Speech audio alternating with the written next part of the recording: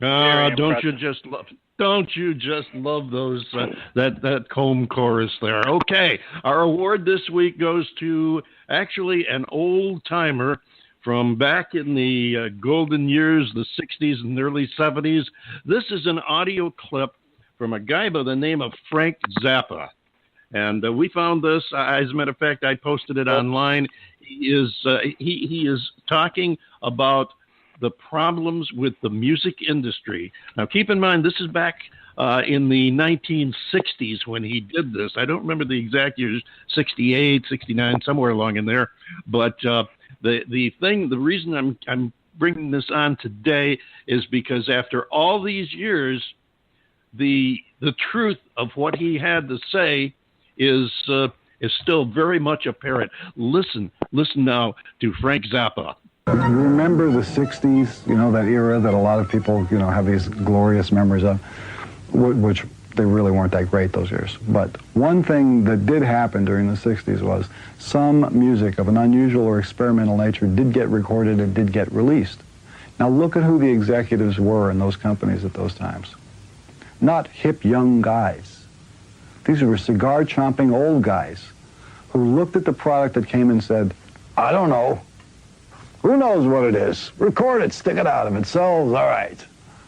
We were better off with those guys than we are now with the supposedly hip young executives, who are making the decisions of what people should see and hear in the marketplace. The young guys are more conservative and more dangerous to the art form than the old guys with the cigars ever were. And you know how these young guys got in there? The old guy with a cigar, one day goes, well, I took a chance. It went out, and we sold a few million units. All right, I don't know what it is. Well, we got to do more of it. I need some advice. Let's get a hippie in here. So they hire a hippie. They bring in the guy with the long hair. Now, they're not going to trust him to do anything except carry coffee and bring the mail in and out. He starts in there. He's carry the coffee. Well, we can trust him. He brought the coffee 4 times on time. Let's give him a real job. Okay, he becomes an A&R man.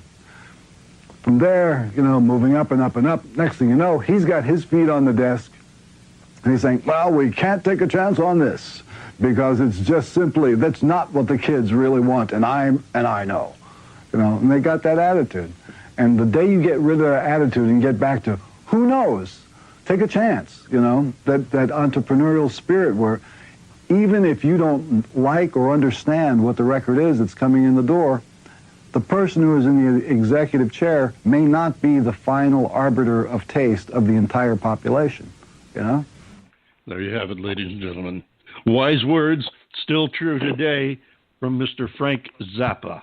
And we've got to move right along and give you some of that new indie music right now. Our next guest is standing by, so let's turn on the music and listen to a thing called Fall on the Blade. Ladies and gentlemen, this is Static and Surrender.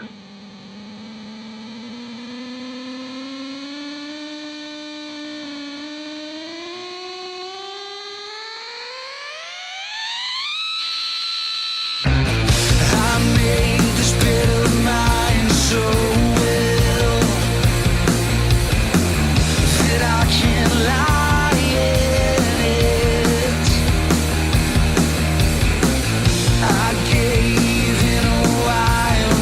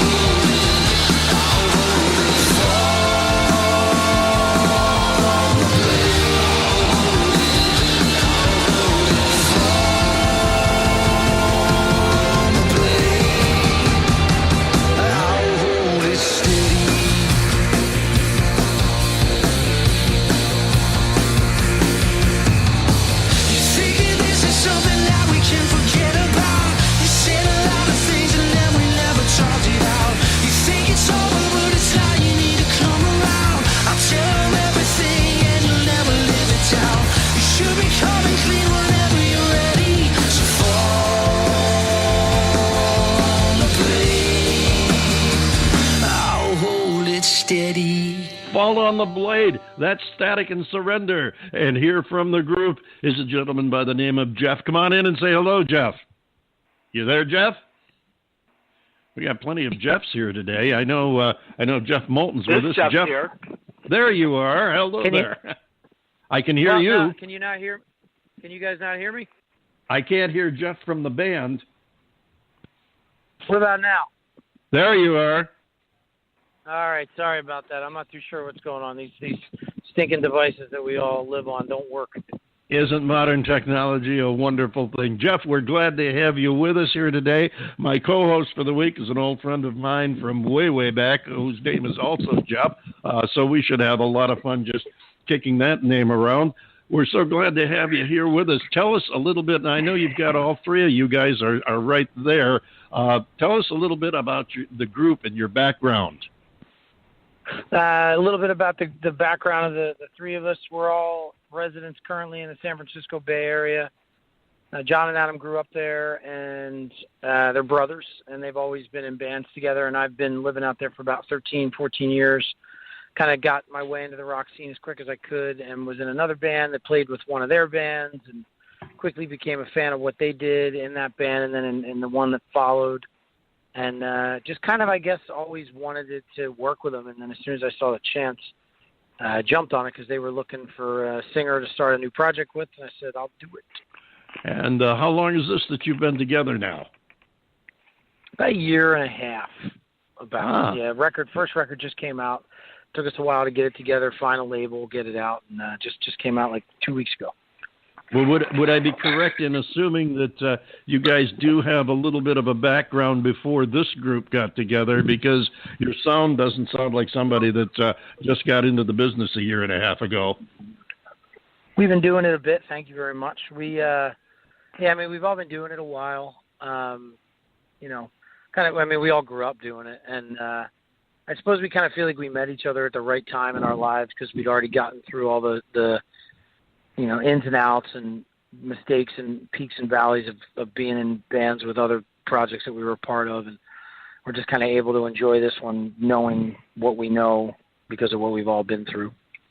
Well, it's been my experience from the artists that we've had on the show over the years that you just said one of the key words, enjoy. You enjoy what you're doing. You love it, and that comes through in your sound. Now, I have in case you missed the earlier part of the show, my co-host filling in this week for one radio guy is another radio guy who's an old friend of mine who goes back to high school. And Jeff Moulton, I know that you'd like to get in here and with a question or comment. Well, I noticed that you're on Funzula Records. Funzalo. Funzalo. Okay, where are they out of? Los Angeles. L.A. How'd you hook up with them? Met Mike Lembo, the owner, through a mutual friend at a mixer in Los Angeles, and I was just kind of down in L.A. with advanced print copies of the record, and he said, "Oh, Jeff's got a new record." And I remember Mike kind of looked at my other friend and just said, "I can't believe you just did that," and left me in a corner with this guy and then ran away. But we ended up talking, and he ended up calling or emailing me the next day saying he actually really liked it and he'd love to talk about putting it out. Funzula Records out of L.A., right? It's Funzalo. Like it's a pun on the phrase "funds are low." Yeah, it's kind of like an Italian name, Joe Funzalo. Yeah, hey, Joey Funzalo, bag of donuts, you know what I'm saying? Yeah, Benny Gubach, yes. Come on, Jeff, you came from an Italian part of the world, suburban Italian town. I did. We both did. South Philadelphia. It was the first thing I thought of when I first heard the name Funzalo Records, which was years ago. I had an artist on here that at the time was on Funzalo, and what is really, really ironic, Jeff, well, both Jeffs, but Jeff from the band specifically, a couple of days after you and I talked and we made arrangements to have you come and join us on the show, I got a press release from Funzalo Records telling me that you guys were putting out a new record, and would I be interested in getting a copy of it to play? And I dropped him a note and told him, I said, you're a little bit late. I just closed the deal to have him on my show already. So I thought that was well, it's good to know we're keeping up with our PR department. Well, not only that, it's nice to know that we're a step ahead of your label. That's always a good thing when you can get one up on the label. But so you guys have been together now for about a year and a half. You're already producing some good sounds. You got your first album out. Now, what's the release on your album now? It's either just been released or just going to be? July 13th. Came out on Friday the 13th. Oh, on Friday the 13th. Hey, now there's a lucky number for you. And are you doing any touring in support of it? Pretty much constantly. We're out all the time, and we're just really focused on the West Coast for now until we can get some radio play traction in other parts of the country. But yeah, I mean, we're playing a couple times a week, every weekend. Got a big white 15-passenger van that we've converted, and we're in it right now. We pulled over because we were afraid we wouldn't have a signal. We're I'm glad you did. It's probably a little safer that way too. Yeah, that's true. So you're not touring the East yet. You're not coming out of California. We have. We did a whole have. country loop last year. We did up and down both coasts. We've been everywhere, really. I mean, not everywhere, but lots and lots of places. But once we signed with these guys, they said, let's just focus on grassroots stuff. Keep, hitting places that you can go, have success, and then go back, sure. And go back, and go back again. Sure. Now, before I let you go, I don't know if Dave told you, but I'm an administrator of a radio station in Rochester. I certainly would like to hear from you. Oh, absolutely. Yeah, no, I'd say have your people, David. Call my people, David.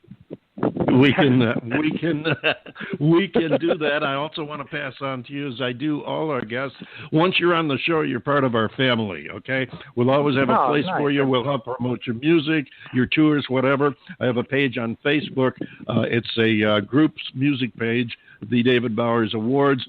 That is up there solely for the purpose of guests on my show to post whatever they want about their music, their careers, their tours, release dates, whatever you got that you want to share. One more place to put on your PR list. You can go there and post whatever you've got happening. I want to share it with the world, and keep that in mind. By all means, please keep in touch with us, too, because we love to follow our guests, watch your careers, and definitely have you come back again in the future. Tell us a little bit before we let you go. Tell us about this next song that we're going to play, called, because this is a change of pace from what we opened with. It's called "If Only We Could Sleep."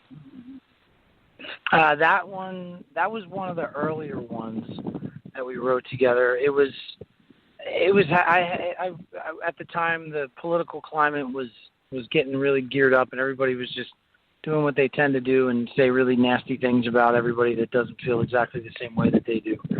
And I tend to struggle with not being able to get a healthy amount of sleep when I'm stressed out. And I guess I was stressed out because the world was getting kind of ugly, or the country was getting kind of ugly.